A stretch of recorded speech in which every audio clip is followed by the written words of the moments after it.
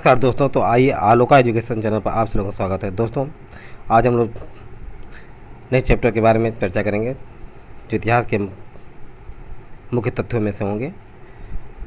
आज का टॉपिक होगा दोस्तों कुषाण वंश से संबंधित प्रश्न। जैसा कि मैंने पहले के वीडियो में चर्चा किया हूँ, बहुत सारे तथ्यों के बारे में आप लोगों को जानकारी दिया था।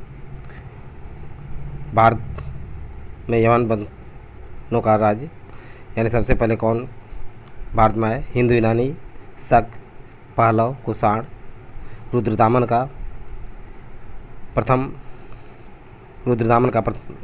प्रथम का 130 से 150 में गुजरात के बड़े भाग पर शासन था। यानी काठियावाड़ के अधीन शुष्क सुदर्शन झील मौर्यों द्वारा निर्मित का जीर्णोद्धार किया था। उसी तरह दोस्तों जो है कुषाण वंश के शासन काल के बारे में आइए हम लोग देखते हैं प्रमुख तथ्य इसके क्या हैं। कुषाण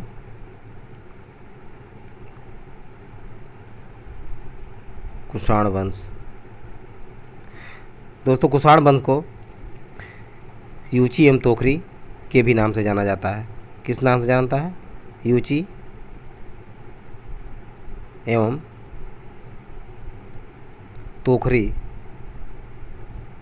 यूची एवं तोखरी के नाम से भी जाना जाता है। पहले हिंद यवन आया दोस्तों, फिर शक, इसके बाद पहलव और इसके बाद लास्ट में कुषाण आते हैं। पहलव वंश में ज़्यादा चर्चा नहीं है, लेकिन पहलव वंश के शासनकाल में गोंदो फर्निस, कौन? गोंदो फर्निस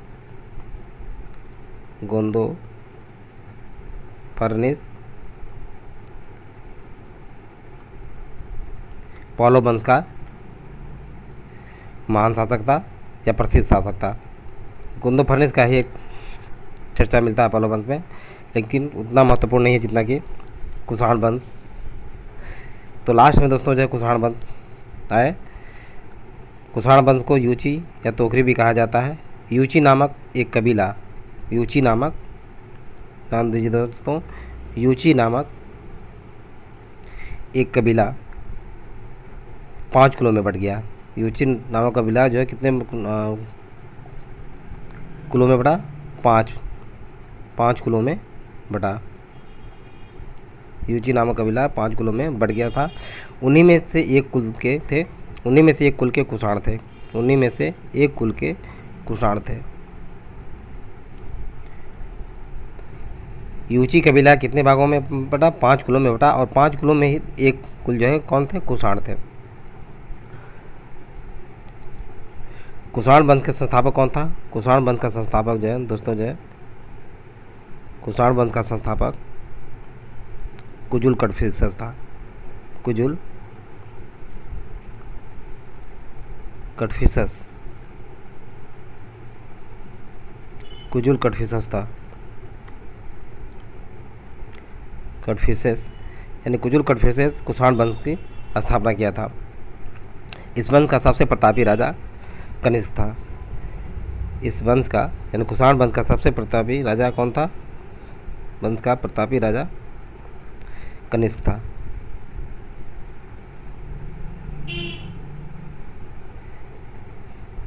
कुषाण वंश का सबसे प्रतापी राजा कौन था? कनिष्क था। इसने राजधानी, कनिष्क ने अपनी राजधानी कहाँ बनाई थी? पुरुषपुर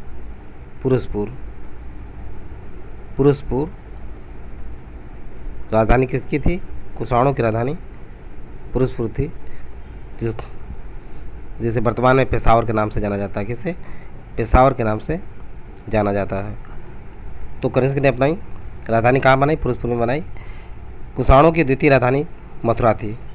ध्यान रखिए दोस्तों, द्वितीय राजधानी जो थी मथुरा थी। कुषाणों की द्वितीय राजधानी मथुरा थी और पहला राजधानी पुरुषपुर था। किसने बनाया था? कनिष्क ने। कनिष्क ने 78 ईस्वी में, कनिष्क ने 78 ईस्वी में, कब? 78 ईस्वी में कनिष्क ने 78 ईस्वी में गद्दी पर बैठा। क्या हुआ? कनिष्क कुषाण उनका शासक था और उसने 78 ईस्वी में सिंहासनारूढ़ हुआ। और इसी 78 ईस्वी के समय में इसने शक संवत चलाया। कनिष्क ने एक शक संवत चलाया जो कि भारत सरकार इसी संबंध को मानती अनुसरण की। कनिष्क के समय में ही बौद्ध धर्म कनिष्क के समय में चौथी बौद्ध संगति, कौन सी? चौथी बौद्ध संगति का आयोजन हुआ। कनिष्क के शासनकाल में ही चौथी बौद्ध संगति का आयोजन कहाँ पे हुआ? कुंडलवन, कश्मीर में। कहाँ पे? कुंडलवन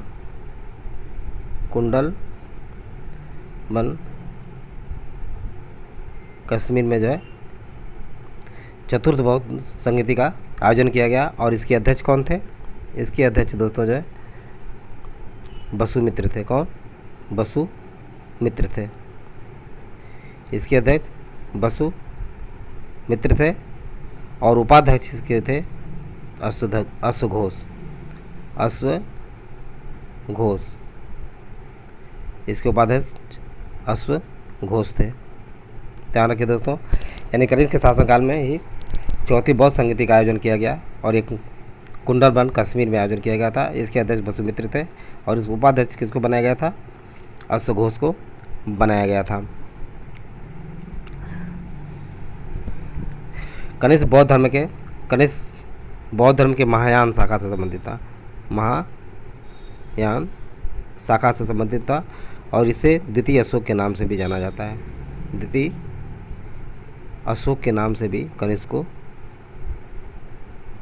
जाना जाता है। द्वितीय अशोक के नाम से भी कनिष्क को जाना जाता है।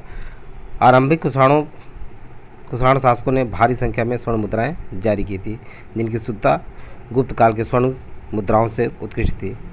यानी कुषाण वंश के शासकों ने सर्वाधिक सोने के सिक्के जारी किए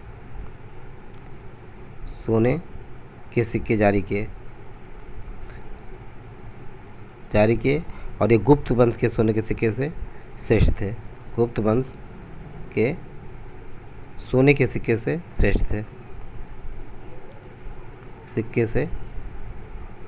श्रेष्ठ थे। कनिष्क का राजवैद्य आयुर्वेद का विख्यात विद्वान चरक था। कनिष्क के समय में या कनिष्क का आयुर्वेद या चिकित्सक कौन था? चरक था।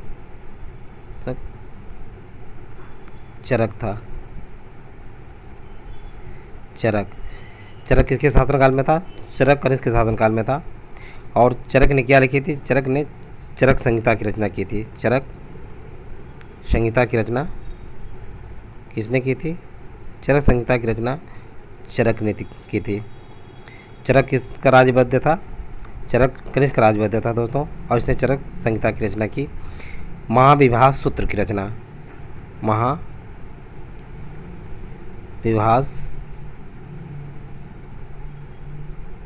महाविभास सूत्र की रचना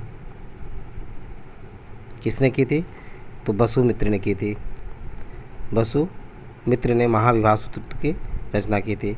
वसुमित्र कौन थे? वसुमित्र जो है चतुर्थ बौद्ध संगति के आयोजन के अध्यक्ष थे और इन्होंने महाविभास सूत्र की रचना की। किसकी रचना की थी? महाविभास सूत्र की रचना की थी और इसे ही बौद्ध धर्म का विश्वकोश कहा जाता है। महाविभास सूत्र को ही बौद्ध धर्म का बौद्ध धर्म का विश्वकोश कहा जाता है। क्या कहा जाता है? विश्वकोश कहा जाता है।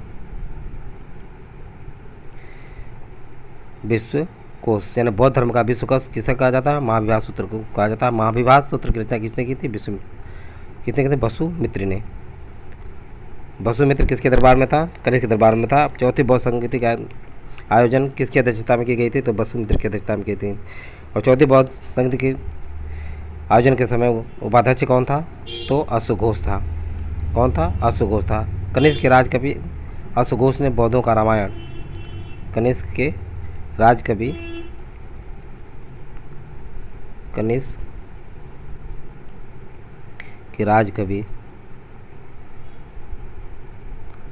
अश्वघोष ने।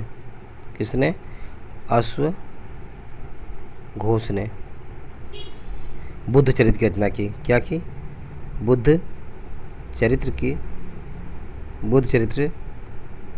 रचना की, जिसे बौद्धों का रामायण कहा जाता है। यानी बुद्ध चरित्र को बौद्धों का रामायण कहा जाता है। बौद्धों का रामायण कहा जाता है। बौद्धों का रामायण किस ग्रंथ को कहा जाता है? तो बुद्ध चरित्र को कहा जाता है। बुद्ध चरित्र की रचना किसने की थी? अश्वघोष ने की थी। अश्वघोष कुंडलबल बिहार में आयोजित चतुर्थ समिति के उपाध्यक्ष थे।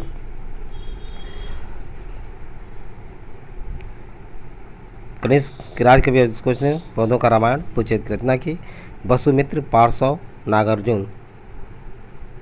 वसुमित्र,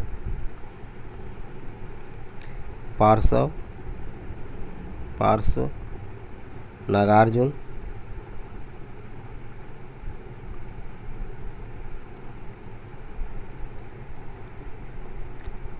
महाचेत और संरक्ष। महाचेत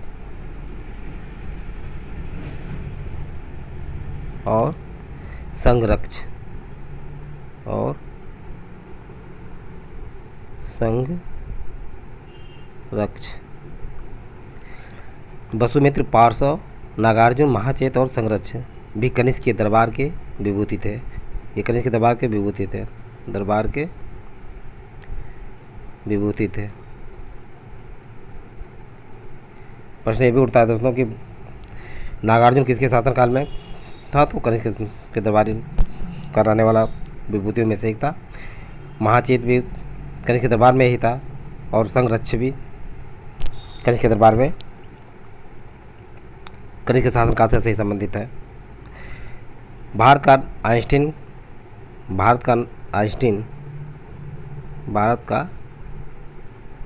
आइंस्टीन नागार्जुन को कहा जाता है। किसे कहा जाता है? नागार्जुन को भारत का आइंस्टीन कहा जाता है। भारत का आइंस्टीन नागार्जुन को कहा जाता है। इनकी पुस्तक माध्यमिक सूत्र। इनकी पुस्तक किसकी? नागार्जुन की पुस्तक माध्यमिक सूत्र। नागार्जुन पुस्तक माध्यमिक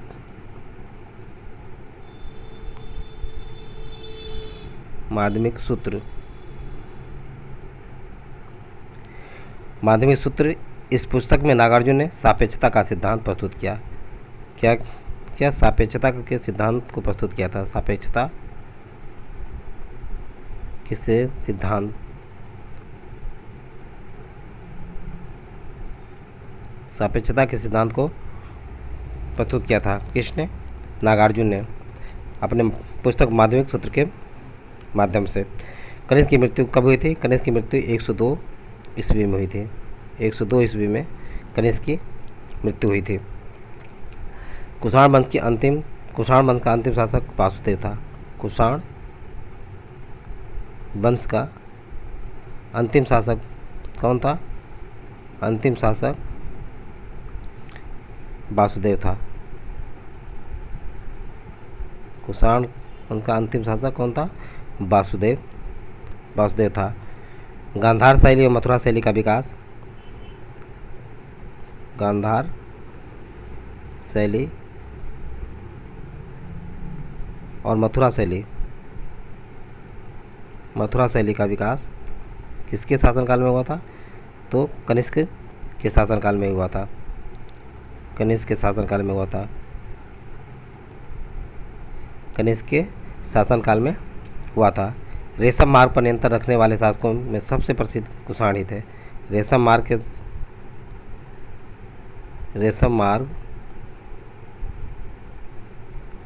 पर नियंत्रण रखने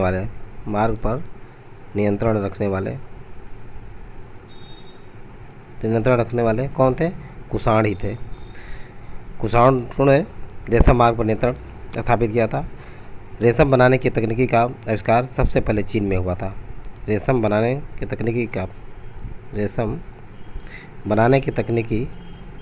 तकनीकी का प्रयोग कहाँ हुआ था? तकनीकी का प्रयोग चीन में हुआ था। कहाँ पे? चीन में हुआ था। नेक्स्ट, एक बार पुनः देखिए दोस्तों से, पहलव के बाद कुषाण आए जो यूची एवं तोखरी भी कहलाए, यानी कुषाण क्या कहलाए, यूची एवं तोखरी भी कहलाए। यूची नाम एक कबीला था जिसमें ये 5 कुलों में बटा हुआ था, उन्हीं में से एक कुल जो है कुषाण कहलाया। कुषाण वंश के संस्थापक कुजुल कटविशेष थे। इस वंश का सबसे प्रतापी राजा कनिष्क था। इनकी राजधानी पुरुषपुर या पेशावर थी।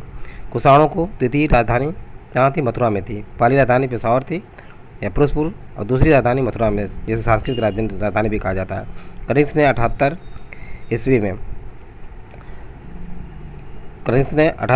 गद्दी पर बैठा और उसी समय उसने शक संबंध का प्रचलन कराया, जिसे भारत सरकार द्वारा प्रयोग में लाया गया। बौद्ध धर्म की चौथी बौद्ध संगति कनिष्क के शासनकाल में कुंडल बल कश्मीर में आयोजित हुई। बौद्ध विद्वान वसुमित्र की अध्यक्षता में ये संपन्न हुई और इसके उपाध्यक्ष जो कौन थे, अश्वघोष थे। कनिष्क बौद्ध धर्म के महायान शाखा से संबंधित था। आरंभिक कुषाण शासकों ने भारी संख्या में स्वर्ण मुद्राएं जारी की, जिनकी शुद्धता गुप्त काल की स्वर्ण मुद्राओं से ऊंची मानी जाती है। कनिष्क का राजवैद्य आयुर्वेद का विख्यात विद्वान चरक था, जिसने चरक संहिता की रचना की थी। महाविवाह सूत्र के रचनाकार वसुमित्र थे। इसे ही बौद्ध धर्म का विश्वकोश कहा जाता है। बौद्ध धर्म का विश्वकोश कहा जाता है। कनिष्क के राजकवि अश्वघोष ने बौद्धों का रामायण बुद्ध चरित्र की रचना की। वसुमित्र पार्श्व नागार्जुन महाचेत और संरक्षक भी कनिष्क के दरबार की विभूति थे। भारत का आइंस्टीन नागार्जुन कहा जाता है। इनकी पुस्तक माध्यमिक सूत्र, इस पुस्तक में नागार्जुन ने सापेक्षता का सिद्धांत प्रस्तुत किया था। कनिष्क की मृत्यु 102 ईस्वी में हो गई थी। कुषाण वंश का अंतिम शासक वसुदेव था। कुषाण वंश का अंतिम शासक कौन था? वसुदेव था। गंधार शैली एवं मथुरा शैली का विकास कनिष्क के शासनकाल में ही हुआ था। रेशम मार्ग पर नियंत्रण रखने वाले शासकों में सबसे प्रसिद्ध कुषाण थे। रेशम मार्ग बनाने की तकनीकी जो है चीन, यानी रेशम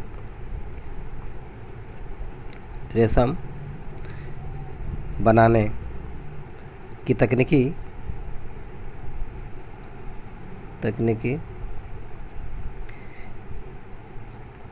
का आविष्कार किसने किया था? चीन वालों ने किया था आविष्कार, चीनियों ने किया था। कुछ महत्वपूर्ण पॉइंट को ध्यान दीजिए। सिमुक किस वंश का संस्थापक था? पीछे पढ़ाए गए चीज़ सब देखना चाहते हैं कि आप लोगों को क्या याद है, क्या भूला है। सिमुक किस वंश का संस्थापक था? तो सिमुक जो है, सिमुक किस वंश का संस्थापक था? तो ये सातवाहन वंश का संस्थापक था। किस वंश का? सातवाहन वंश का संस्थापक था। सातवाहन वंश का संस्थापक कौन था? सिमुक था। आंध्र के सातवाहन राजाओं की सबसे लंबी सूची किस पुराण में मिलती है?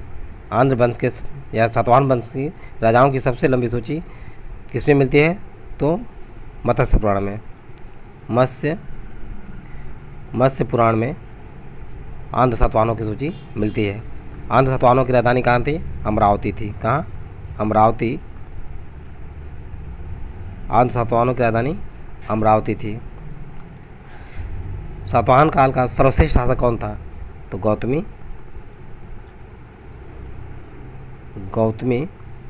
पुत्र सातकर्णी था।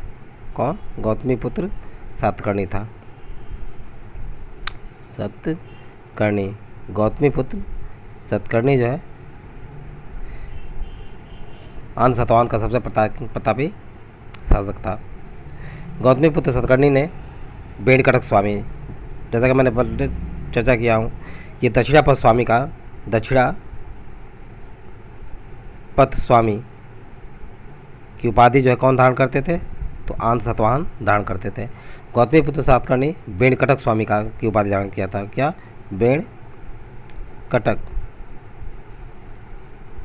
बेणकटक स्वामी की उपाधि धारण किसने किया था? गौतमी पुत्र सातकर्णी ने। तथा इसने बेणकटक नामक नगर भी बसाया। बेणकटक नामक नगर भी सातकर्णी ने बसाया था और इसे वेदों का आश्रय भी कहा जा गया।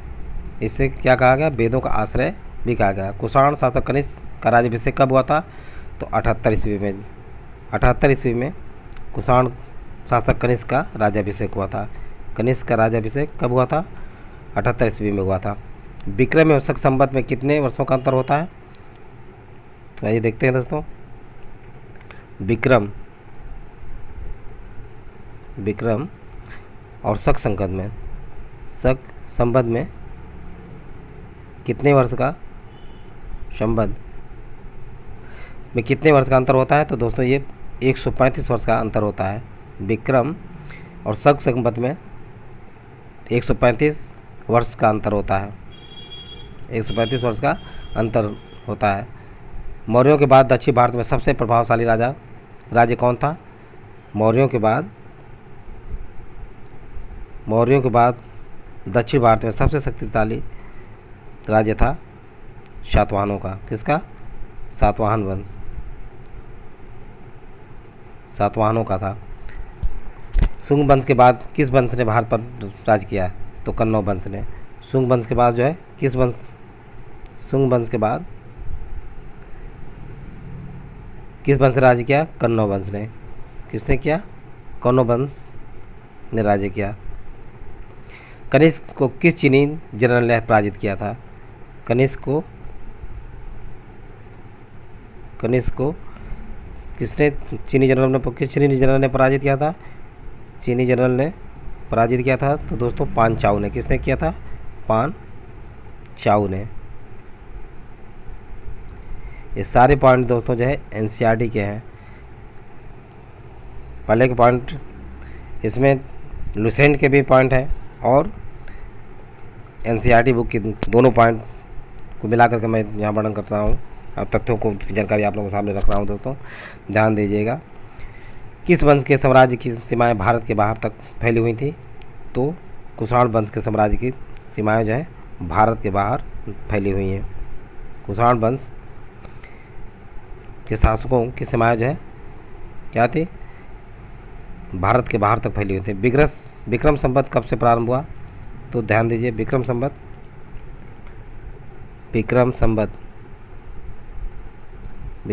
कब से प्रारंभ हुआ? तो 57 ईसा पूर्व में ये प्रारंभ हुआ। ये लुसेंट में दोस्तों 57 ईसा पूर्व है। नहीं सॉरी दोस्तों, लुसेंट में 58 ईसा पूर्व है। क्या है? 58 ईसा पूर्व है। और एनसीईआरटी में 57 ईसा पूर्व है। तो ये चीज़ें ध्यान रखिए दोस्तों। अब ये आयोग के ऊपर डिपेंड करता है कि वो किस बुक से बनाया हुआ है। अगर मान लीजिए 58 भी नहीं दिया है, 57 है तो 57 पर आप लोग टिक लगाइएगा, और 57 नहीं दिया है, 58 दिया है तो 58 पर आप लोग इस पर प्रश्न को विकल्प को चुनिएगा। कलिंग नरेश खारवेल किस वंश के से संबंधित था? तो कलिंग नरेश खारवेल चेदी वंश से संबंधित था। किससे?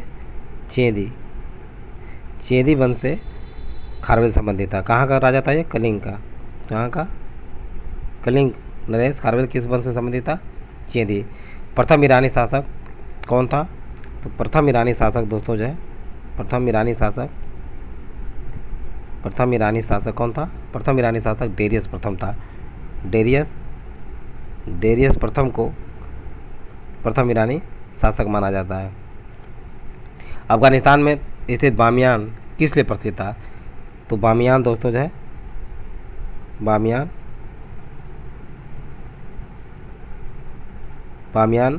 कहाँ पे है? अफगानिस्तान में है। और ये किस लिए प्रसिद्ध है? बुद्ध की विशाल प्रतिमा के लिए। बुद्ध के विशाल प्रतिमा के लिए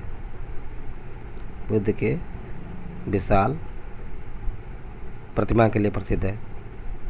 बुद्ध के विशाल प्रतिमा के लिए बामियान प्रसिद्ध है और ये अफगानिस्तान में है। किसके सिक्कों पर मातृदेवी उमा का नाम मिलता है? तो मातृदेवी उमा का नाम जो है मातृदेवी उमा का नाम किसके सिक्के पर मिलता है? मातृदेवी उमा का नाम किसके सिक्के पर मिलता है? तो दोस्तों जो है ये कुषाण शासकों के सिक्कों पर मातृदेवी उमा का वर्णन मिलता है। नेक्स्ट, चतुर्भुजी विष्णु के सिक्के किसने चलाए? चतुर्भुजी चतुर्भुजी विष्णु के सिक्के किसने चलाए?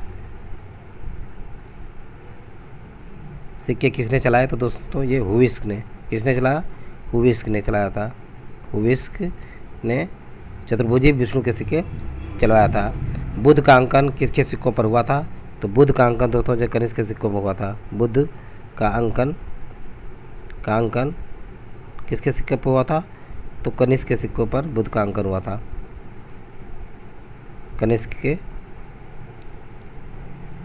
कनिष्क के सिक्कों पर बुध का अंकन मिलता है। योधे सिक्कों पर किस देवता का चित्रांकन मिलता है? योधे सिक्कों पर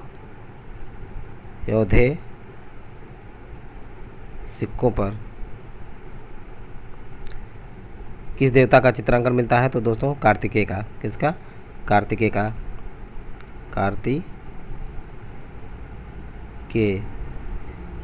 कार्तिकेय का चित्रण मिलता है। भारतीय और यूनानी ग्रीक कला शैली के सम्मिश्रण था गांधार शैली। भारतीय और यूनानी दोनों का सम्मिश्रण क्या था? गांधार कला था। गांधार शैली कहिए या कला, गांधार शैली था या गांधार कला था। प्राचीन भारत में सर्वप्रथम सोने के सिक्के किसने जारी किए थे? तो प्राचीन भारत में सर्वप्रथम सोने के सिक्के कुषाणों ने जारी किए थे। सोने के सिक्के कौन जारी किए थे? सोने के सिक्के कुषाणों ने जारी किए थे। प्राचीन भारत में सबसे पहले सोने के सिक्के कुषाणों ने जारी किया। कनिष्क का राजवैद्य कौन था? तो जैसा कि भी पीछे मैंने बताया था, कनिष्क का राजवैद्य कौन था? चरक था। कनिष्क का राजवैद्य चरक था। इसने चरक संहिता की रचना की थी। कनिष्क किस संप्रदाय से संबंधित था? तो महायान बौद्ध संप्रदाय से कनिष्क संबंधित था। महायान बौद्ध संप्रदाय से कनिष्क संबंधित था। महायान बौद्ध संप्रदाय से कनिष्क संबंधित था। किस राजवंश ने हत्या करके सत्ता हथियाई और जिसका अंत भी हत्या के द्वारा ही हुआ? किस राजवंश ने हत्या करके सत्ता हथियाई और जिसका अंत भी हत्या के द्वारा हुआ? तो ये शुंग वंश था। कौन था? शुंग वंश।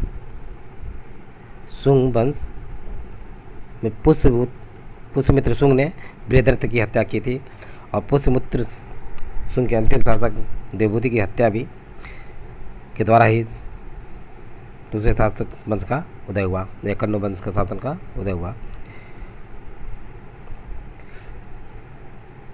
भारत के यूनानी शासकों में से किसकी स्मृति भारतीय साहित्य ग्रंथों में सर्वाधिक हुई है? तो भारतीय साहित्यिक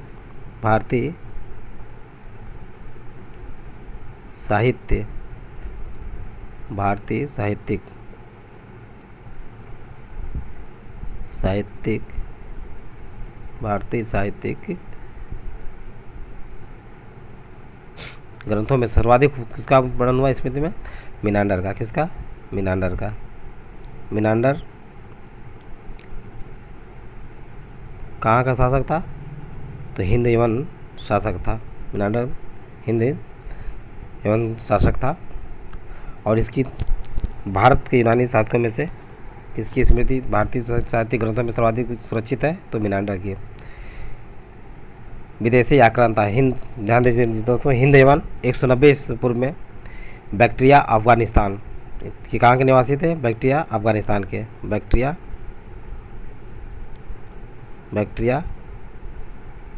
अफगानिस्तान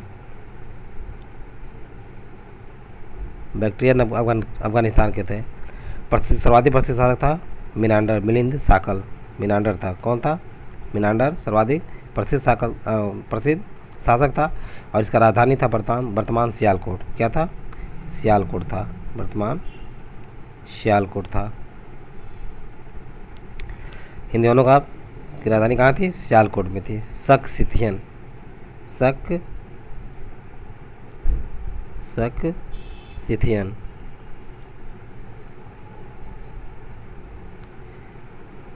शक सिथियन 90 ईसा पूर्व। शक सिथियन 90 ईसा पूर्व में ये सीरिया के रहने वाले थे, सीरिया और ईरान के। कहाँ पे? सीरिया और ईरान, यानी सब कहाँ के थे? सीरिया और ईरान। मध्य एशिया भी कहा जाता है, ये मध्य एशिया के रहने वाले थे। इनका सर्वाधिक प्रसिद्ध शासक कौन था? नाहपान था। शकों का प्रसिद्ध शासक नाहपान था, नाहपान था। एनसीईआरटी की बुक है पश्चिम भारत में इसका शासनकाल था, यानी एनसीईआरटी की पुस्तक में नाहपान को दर्शाया गया। और इनका राजधानी था महाराष्ट्र में। प्राप्त अभिलेखों तथा सातवाहन अभिलेखों में उल्लेखित का वर्णन मिलता है। पारथियाई पहलव, ये पहली सदी में, पहली सदी या इसके अंत में, ये कहाँ के रहने वाले थे? पर्थिया, ईरान के रहने वाले थे, ईरान के रहने वाले थे। और गोंडो फर्निज, कौन? गोंडो फर्निज, गोंडो फर्निज, गोंडो फर्निज है इस वंश का प्रतापी शासक था। बेग्राम अफगानिस्तान में बड़ी संख्या में इसके सिक्के मिले हैं। कहाँ पे? बेग्राम अफगानिस्तान में, बेग्राम अफगानिस्तान में, अफगानिस्तान में इसके सिक्के प्राप्त हुए हैं। किसके? गोंडो फर्निज के। नेक्स्ट, कुषाण यूची, कुषाण यूची, ये कहाँ के रहने वाले थे? चीनी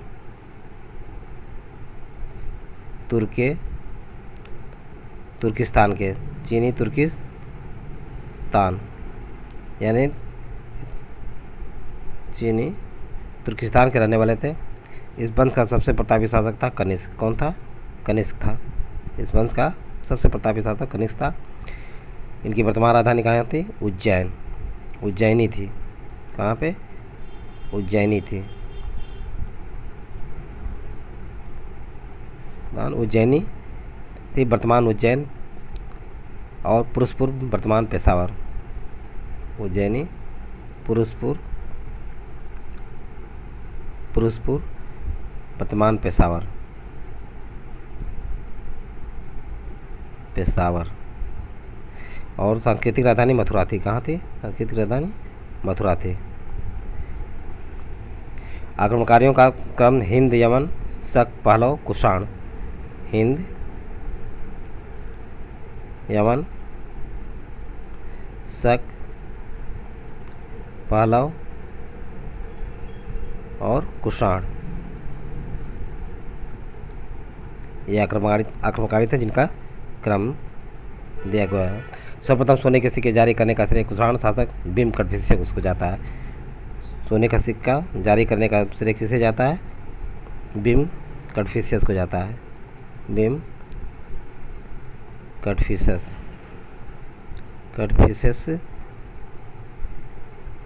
सर्वप्रथम सोने के सिक्के जारी करने का श्रेय कुषाण वंशी शासक भीम कटफिसियस को दिया जाता है। तो दोस्तों आज बस इतना ही। यदि वीडियो अच्छा लगा हो तो इसे सब्सक्राइब और लाइक अवश्य करें तथा अपने सगे संबंधी और दोस्तों को शेयर करना न भूलें। थैंक यू दोस्तों, नेक्स्ट वीडियो में मिलेंगे।